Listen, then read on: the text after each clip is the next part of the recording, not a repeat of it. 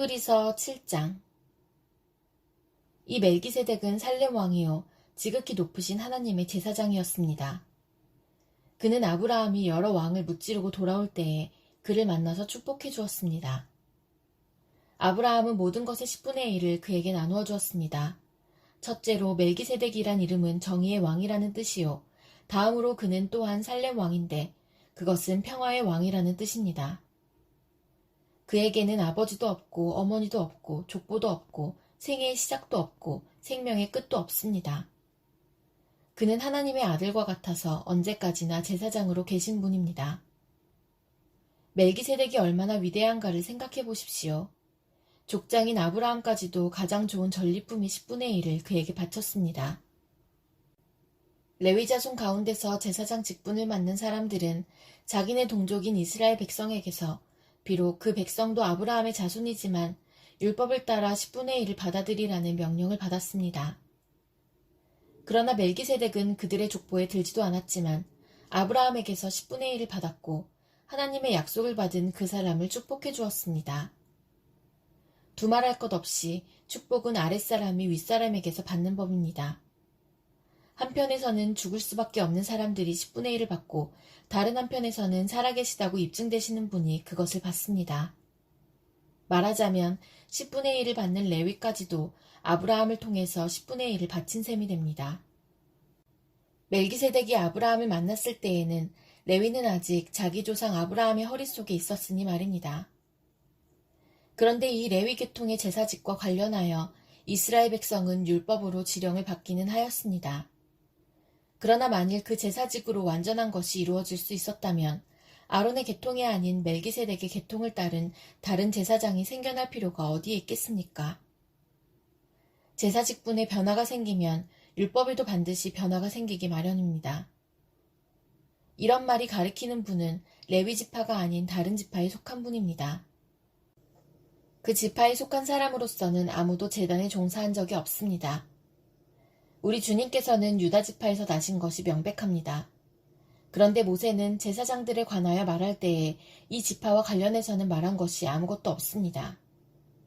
멜기세덱과 같은 모양으로 다른 제사장이 생겨난 것을 보면 이 사실은 더욱더 명백합니다. 그는 제사장의 혈통에 대해서 규정한 율법을 따라 제사장이 되신 것이 아니라 썩지 않는 생명의 능력을 따라 되셨습니다. 그를 두고서 말하기를 너는 멜기세덱의 계통을 따라서 영원히 제사장이다 한 증언이 있습니다. 전에 있던 계명은 무력하고 무익함으로 패하게 되었습니다. 율법은 아무것도 완전하게 하지 못하였습니다. 그래서 하나님께서는 더 좋은 소망을 우리에게 주셨습니다. 우리는 이 소망을 힘입어서 하나님께 가까이 나아갑니다. 그리고 예수께서는 하나님의 맹세 없이 제사장이 되신 것이 아닙니다. 레위 계통의 사람들은 맹세 없이 제사장이 되었습니다. 그러나 예수께서는 자기에게 말씀하시는 분의 맹세로 제사장이 되신 것입니다. 주님께서 맹세하셨으니 주님은 마음을 바꾸지 않으실 것이다. 너는 영원히 제사장이다 하셨습니다. 이렇게 해서 예수께서는 더 좋은 언약을 보증하시는 분이 되셨습니다. 또한 레위 계통의 제사장들은 죽음 때문에 그 직무를 계속할 수 없어서 그 수가 많아졌습니다. 그러나 예수는 영원히 계시는 분이므로 제사장직을 영구히 간직하십니다. 따라서 그는 자기를 통하여 하나님께 나아오는 사람들을 완전하게 구원하실 수 있습니다. 그는 늘 살아계셔서 그들을 위하여 중재의 간구를 하십니다. 예수는 이러한 제사장으로 우리에게 적격이십니다. 그는 거룩하시고 순진하시고 순결하시고 죄인들과 구별되시고 하늘보다 높이 되신 분입니다. 그는 다른 대제사장들처럼 날마다 먼저 자기 죄를 위하여 희생제물을 드리고 그 다음에 백성을 위하여 희생제물을 드릴 필요가 없습니다. 그는 자기 자신을 바치셔서 단 한 번에 이 일을 이루셨기 때문입니다. 사람들에게 약점이 있어도 율법은 어쩔 수 없이 그들을 대제사장으로 세우지만 율법이 생긴 이후에 하나님께서 맹세하신 말씀은 영원히 완전하게 되신 아들을 대제사장으로 세웠습니다. 히브리서 8장. 지금 말한 것들의 요점은 이러합니다. 곧 우리에게는 이와 같은 대제사장이 한 분 계시다는 것입니다. 그는 하늘에서 지엄하신 분의 보좌 오른쪽에 앉으셨습니다. 그는 성소와 참 장막에서 섬기시는 분입니다. 이 장막은 주님께서 세우신 것이요 사람이 세운 것이 아닙니다. 모든 대제사장은 예물과 제사를 드리는 일을 맡게 하려고 세우신 사람입니다. 그러므로 이 대제사장도 무엇인가 드릴 것을 가지고 있어야 합니다. 그런데 그가 땅에 계신다고 하면 제사장이 되지는 못하실 것입니다. 땅에서는 율법을 따라 이미 예물을 드리는 사람들이 있기 때문입니다. 그러나 그들은 하늘에 있는 것들의 모형과 그림자에 지나지 않는 땅에 있는 성전에서 섬깁니다. 모세가 장막을 세우려고 할 때에 너는 명심하여 내가 산에서 내게 보여준 그 모형을 따라 모든 것을 만들어라 하고 말씀하신 하나님의 지시를 받은 것입니다. 그러나 이제 그리스도께서는 더욱 훌륭한 직무를 맡으셨습니다.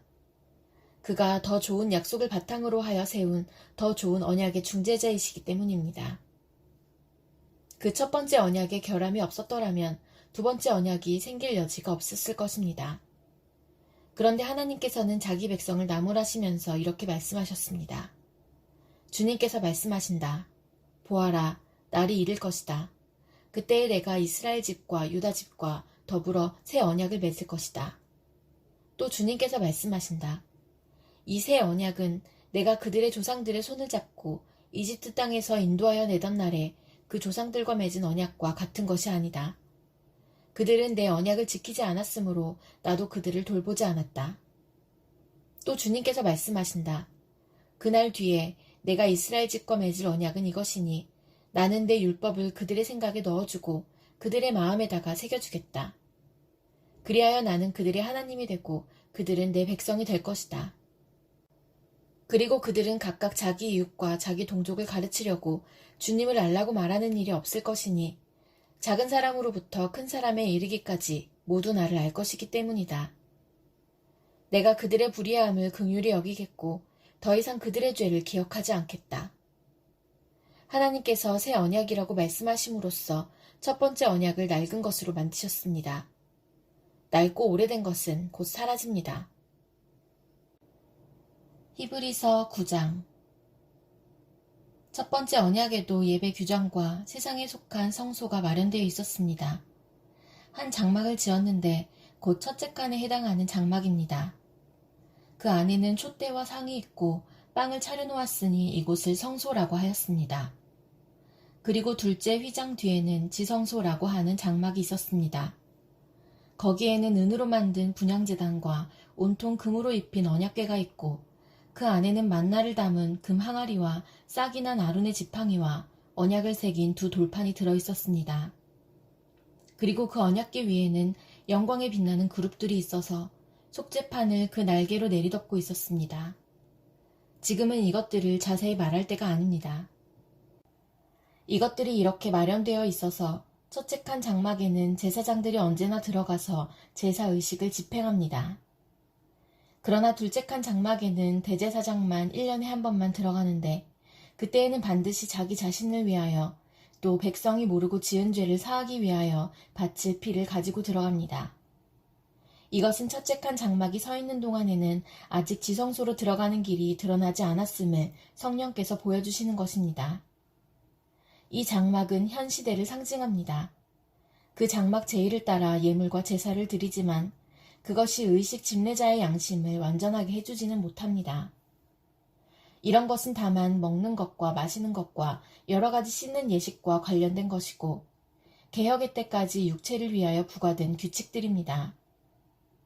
그러나 그리스도께서는 이미 일어난 좋은 일을 주관하시는 대제사장으로 오셔서 손으로 만들지 않은 장막, 다시 말하면 이 피조물에 속하지 않은 더 크고 더 완전한 장막을 통과하여 단 한 번의 지성소에 들어가셨습니다.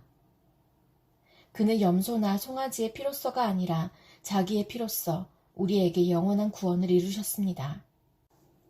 염소나 황소의 피나 암송아지의 죄를 더러워진 사람들에게 뿌려도 그 육체가 깨끗하여져서 그들이 거룩하게 되거든 하물며 영원한 성령을 힘입어 자기 몸을 흠없는 제물로 삼아 하나님께 바치신 그리스도의 피야말로 더욱더 우리들의 양심을 깨끗하게 해서 우리로 하여금 죽은 행실에서 떠나서 살아계신 하나님을 섬기게 하지 않겠습니까?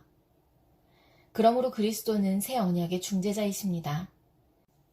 그는 첫 번째 언약 아래에서 저지른 범죄에서 사람들을 구속하시기 위하여 죽으심으로써 부르심을 받은 사람들로 하여금 약속된 영원한 유업을 차지하게 하셨습니다. 유언의 효력을 논의하는 경우에는 유언한 사람이 죽었다는 확인이 꼭 필요합니다. 유언이라는 것은 유언한 사람이 죽어야만 효력을 냅니다. 유언한 사람이 살아있는 동안에는 유언은 아무런 효력이 없기 때문입니다. 이러므로 첫 번째 언약도 피 없이 세운 것은 아닙니다. 모세가 율법을 따라 모든 계명을 백성에게 말한 뒤에 물과 붉은 양털과 우슬초와 함께 송아지 피와 염소 피를 취하여 언약책과 온 백성에게 뿌리고서 이것은 하나님께서 여러분에게 명하신 언약의 피입니다 하고 말하였습니다. 또 같은 방식으로 그는 장막과 제사 의식에 쓰이는 모든 기구에도 피를 뿌렸습니다. 율법에 따르면 거의 모든 것이 피로 깨끗해집니다. 그리고 피를 흘림이 없이는 죄를 사함이 이루어지지 않습니다. 그러므로 하늘에 있는 것들의 모형물은 이런 여러 의식으로 깨끗해져야 할 필요가 있지만 하늘에 있는 것들은 이보다 나은 희생제물로 깨끗해져야 합니다. 그리스도께서는 참 성소의 모형에 지나지 않는 손으로 만든 성소에 들어가신 것이 아니라 바로 하늘 성소 그 자체에 들어가셨습니다. 이제 그는 우리를 위하여 하나님 앞에 나타나셨습니다. 대제사장은 해마다 짐승의 피를 가지고 성소에 들어가지만 그리스도께서는 그 몸을 여러 번 바치실 필요가 없습니다. 그리스도께서 그 몸을 여러 번 바치셔야 하였다면 그는 창세 이래로 여러 번 고난을 받아야 하셨을 것입니다. 그러나 이제 그는 자기를 희생 제물로 드려서 죄를 없이 하시기 위하여 시대의 종말에 단 한 번 나타나셨습니다. 사람이 한 번 죽는 것은 정해진 일이요 그 뒤에는 심판이 있습니다. 이와 같이 그리스도께서도 많은 사람의 죄를 짊어지시려고 단 한 번 자기 몸을 제물로 바치셨고 두 번째로는 죄와는 상관없이 자기를 기다리고 있는 사람들에게 나타나셔서 구원하실 것입니다. 히브리서 10장 율법은 장차올 좋은 것들의 그림자일 뿐이요 실체가 아니므로 해마다 반복해서 드리는 똑같은 희생 제사로서는 하나님께로 나오는 사람들을 완전하게 할 수 없습니다. 만일 완전하게 할 수 있었더라면 제사를 드리는 사람들이 한번 깨끗하여진 뒤에는 더 이상 죄의식을 가지지 않을 것이고 따라서 제사 드리는 일을 중단하지 않았겠습니까? 그러나 제사에는 해마다 죄를 회상시키는 효력은 있습니다. 황소와 염소의 피가 죄를 없애줄 수는 없습니다. 그러므로 그리스도께서 세상에 오실 때에 하나님께 이렇게 말씀하셨습니다. 주님은 제사와 예물을 원하지 않으셨습니다.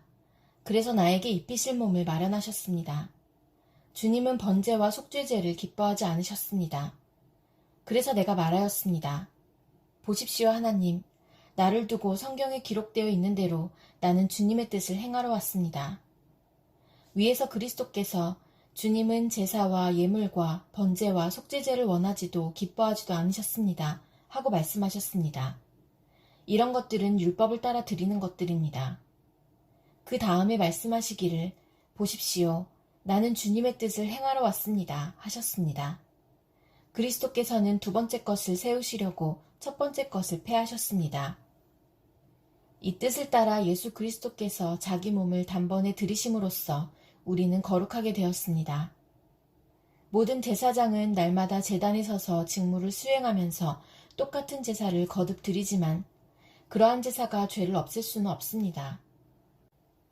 그러나 그리스도께서는 죄를 사하시려고 단 한 번의 영원히 유효한 제사를 드리신 뒤에 하나님 오른쪽에 앉으셨습니다. 그리고서 그는 그의 원수들이 그의 발 아래에 굴복할 때까지 기다리고 계십니다. 그는 거룩하게 되는 사람들을 단 한 번의 희생제사로 영원히 완전하게 하셨습니다. 그리고 성령도 우리에게 증언하여 주십니다. 먼저 이렇게 말씀하셨습니다. 주님께서 말씀하신다. 그날 이후에 내가 그들에게 세워줄 언약은 이것이다. 나는 내 율법을 그들의 마음에 박아주고 그들의 생각에 새겨주겠다. 또 나는 그들의 죄와 불법을 더 이상 기억하지 않겠다. 죄와 불법이 용서되었으니 죄를 사하는 제사가 더 이상 필요 없습니다. 그러므로 형제자매 여러분, 우리는 예수의 피를 힘입어서 담대하게 지성소에 들어가게 되었습니다. 예수께서는 휘장을 뚫고 우리에게 새로운 살 길을 열어주셨습니다. 그런데 그 휘장은 곧 그의 육체입니다. 그리고 우리에게는 하나님의 집을 다스리시는 위대한 제사장이 계십니다. 그러니 우리는 확고한 믿음을 가지고 참된 마음으로 하나님께 나아갑시다. 우리는 마음에다 예수의 피를 뿌려서 죄책감에서 벗어나고 맑은 물로 몸을 깨끗이 씻었습니다. 또 우리에게 약속하신 분은 신실하시니 우리는 흔들리지 말고 우리가 고백하는 그 소망을 굳게 지킵시다. 그리고 서로 마음을 써서 사랑과 선한 일을 하도록 격려합시다. 어떤 사람들의 습관처럼 우리는 모이기를 그만하지 말고 서로 격려하여 그날이 가까워오는 것을 볼수록 더욱 힘써 모입시다. 우리가 진리에 대한 지식을 얻은 뒤에도 짐짓 죄를 짓고 있으면 속죄의 제사가 더 이상 남아있지 않습니다. 남아있다고 예상할 수 있는 것은 무서운 심판과 반역자들을 삼킬 맹렬한 불뿐입니다. 모세의 율법을 어긴 사람도 두세 증인의 증언이 있으면 가차없이 사형을 받는데 하나님의 아들을 짓밟고 자기를 거룩하게 해준 언약의 피를 대수롭지 않게 여기고 은혜의 성령을 모욕한 사람은 얼마나 더 무서운 벌을 받아야 하겠는가를 생각해 보십시오. 원수를 갚는 것은 내가 할 일이니 내가 갚아주겠다 하고 말씀하시고 또 주님께서 그의 백성을 심판하실 것이다 하신 분을 우리는 알고 있습니다. 살아계신 하나님의 징벌하시는 손에 떨어지는 것은 무서운 일입니다. 여러분은 빛을 받은 뒤에 고난의 싸움을 많이 견디어낸 그 처음 시절을 되새기십시오. 여러분은 때로는 모욕과 환난을 당하여 구경거리가 되기도 하고 그런 처지에 놓인 사람들의 친구가 되기도 하였습니다. 여러분은 감옥에 갇힌 사람들과 고통을 함께 나누었고 또한 자기 소유를 빼앗기는 일이 있어도 그보다 더 좋고 더 영구한 재산이 있다는 것을 알고서 그런 일을 기쁘게 당하였습니다. 그러므로 여러분의 확신을 버리지 마십시오. 그 확신에는 큰 상이 붙어 있습니다. 여러분이 하나님의 뜻을 행하고서 그 약속해 주신 것을 받으려면 인내가 필요합니다. 이제 아주 조금만 있으면 오실 분이 오실 것이요 지체하지 않으실 것이다. 나의 의인은 믿음으로 살 것이다. 그가 뒤로 물러서면 내 마음이 그를 기뻐하지 않을 것이다. 우리는 뒤로 물러나서 멸망할 사람들이 아니라 믿음을 가져 생명을 얻을 사람들입니다.